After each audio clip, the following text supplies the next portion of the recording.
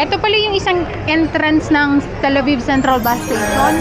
Tapos yung isa pang entrance, madadaanan ko siya doon, papunta sa dental clinic ko. Ito pa yung isang entrance, ayan, Tel Aviv Central Bus Station, Levinsky Street. Sobrang saya ngayon kasi sobrang ang bilis ng biyahe ko. Ang aga ko nakarating dito sa Tel Aviv at nagawa ko yung dapat kong gawin. Una, nakabili ako ng Filipino food. Pangalawa, nakabili ako ng kwintas tsaka singseng. Pangatlo, yung dental na lang, which is alas 6 pa ng gabi. Ayan, nakabili ako ng kwintas tsaka isa pang singseng. Pero nakakatawa yung nangyari sa akin. Babalikan ko yung in-order kong pagkain. Ito, pick upin ko na yung pagkain ko. Okay na po. Yung pansit po tsaka leche ato. At saka may plato kayong yung parang pwedeng yun na yung order ko. Nagawa ko lahat ngayon ang dapat kong gawin. Yung dental na lang, which is alas 6 pa naman ng gabi.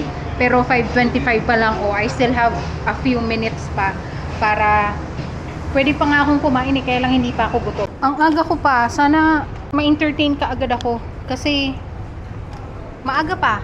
Nandito na ako sa tapat ng dental clinic. 5:30 pa lang ng hapon. So, outfit check muna.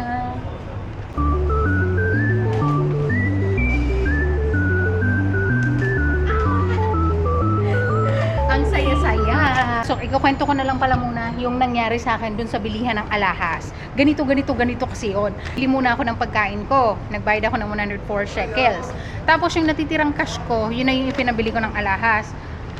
Ay, na-short ako. Wala na akong ibang cash, as in simot na simot.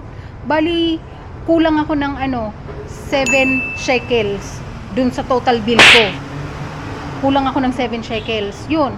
Buti mabait yung nagtitinda. Sabi ko, sorry, I don't have cash anymore. Ito na lang yung meron ako.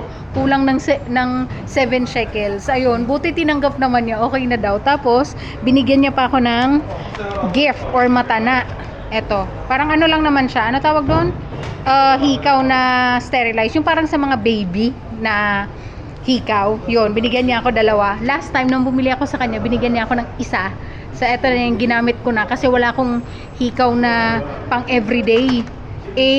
Nagsasarayan na yung butas sa tenga. So ngayon, ayan, nakwento ko na. Bali, papasok na ako dun sa loob. Tingnan natin.